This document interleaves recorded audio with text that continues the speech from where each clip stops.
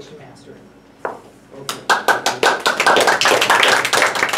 I'll recuse myself from any computer malfunction liabilities. Anyone here wish their last flight seat was more comfortable? Oh, Wish you had more room to stretch out, more leg room, didn't have to fight over the armrests, things like that.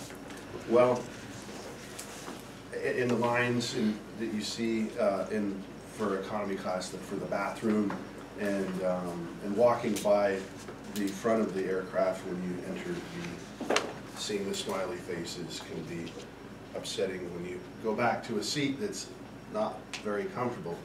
So because we struggle with that reality when we travel, today I'd like to talk about 3 methods to get a business or first class or premium economy seat for much less than would otherwise break the bank. The fares can be very, very high, and what I'd like to talk about today are 3 methods.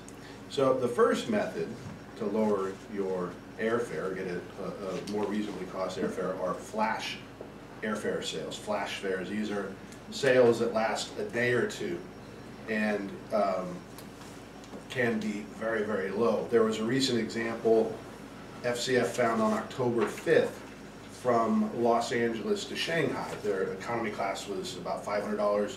There was a premium economy flash sale fare for $750. So for just $250 more than coach, $125 each way, you could fly in a seat that's much wider, has much more leg room, and better in-flight meal service for what amounts to about $9 more per hour. Not bad. 30 hours of flying and $9 more per hour, you could not be in the back. So there's a second method I'd like to talk to you about today on how to save on airfare. You've heard me in the past talk about deals with using your miles. Today is not everyone wants to play the mileage games or can earn and accumulate by, so airfares. So what we're talking about today, and the second method is low fare routes. So airlines have the fancy computers, big data now. You hear all about predictive modeling, analytics, all of these high-tech, more advanced data crunching numbers allow the airlines to price their seats so that they want to sell every one. Just like a tomato farmer doesn't want to not sell a tomato because they go rotten, airlines are the same way. When that flight takes off, any seat that goes unsold is lost revenue, which they can never recoup. So in addition to flash sale fares, they have everyday low fare routes. So like for example to Asia, you can spend easily $4,000, $8,000 on a business class ticket. Crazy, ridiculous. Who pays that, right? Just the executive or CEO or something. People do, and a lot of the seats are full, but when they're not, the airlines don't want to have seats that are like tomatoes. And so they, on routes that are low, have, for example, in the case of China, China's a great low fare route. China has more demand for economy class travel than for business class. So they have a lot of excess business class seats that wouldn't sell for $8,000. So what do? They sell them for $2,000. 30 hours of flying, you're going to pay $800 or $1,000 on coach. So for about another $1,000, $30 an hour in the air. You don't have to fight over armrests, want for leg room, and all of that. So that's the second way to save cash when you don't have miles or interest, to save money on business first class. The third thing I'd like to talk about today, what we call when you get free side trips. So free side trips happen when, and the example I want to share is for San Francisco to New York. So San Francisco to New York right now, if you have a meeting and short notice and you've got to buy a business class ticket, it could cost $2,500 or so right now. It's very expensive, San Francisco, New York. But if you tack on Bermuda, San Francisco, Bermuda, same ticket with a stopover in New York, $1,200. San Francisco, Bermuda, stop in New York, which you're going to go $2,500 to New York, but book Bermuda, $1,200. So not only do you save 50% or so, you get a free vacation, free side trip. Wow, wow.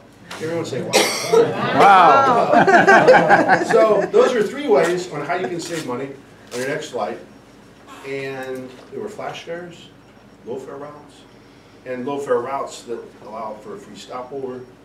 And when you fly in the front of the plane, your vacation can start when you get to the airport, not a day or 2 later after your jet lag subsides. So keep these strategies, methods in mind, and I'll see you up front.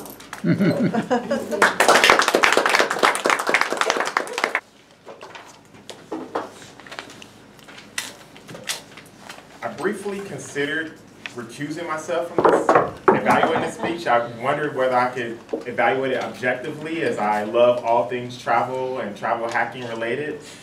But I thought that Carl would not appreciate that, so here I am evaluating.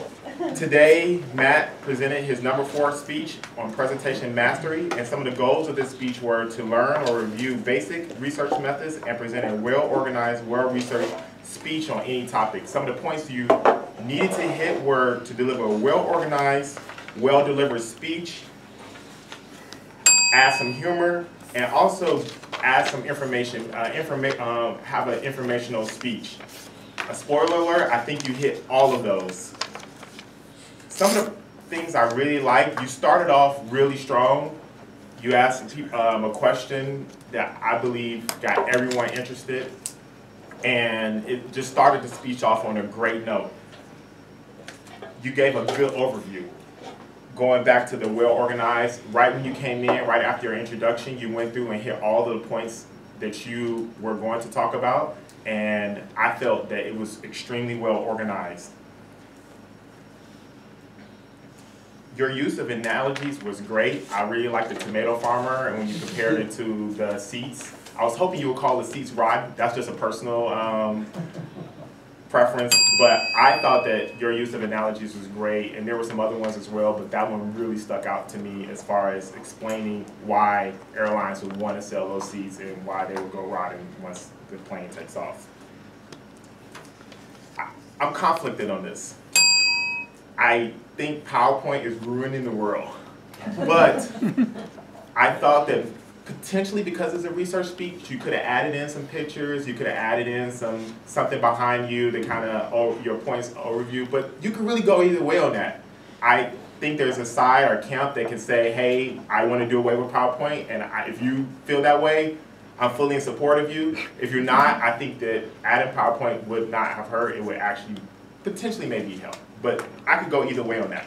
Another thing I'm conflicted about, and I thought about this, maybe you were at the 4-minute mark, time management. You ended on time, but right when you were close, I was like, what is it? You're already at your 3rd point, and I was like, are you going to run out of time, or are you going to have enough stuff to cover 5 minutes? But you ended right about 5 minutes. I think you were right over 5 minutes. So your time management was good, but I did feel that maybe you had enough time to add in a quick story, add in another analogy, and I was concerned initially that you would not have enough information to fill the whole time, but you did. So I don't know whether to put that in the good or bad. You use vocal variety. That's something I need to work on, and I thought your vocal variety, your use of hands was great.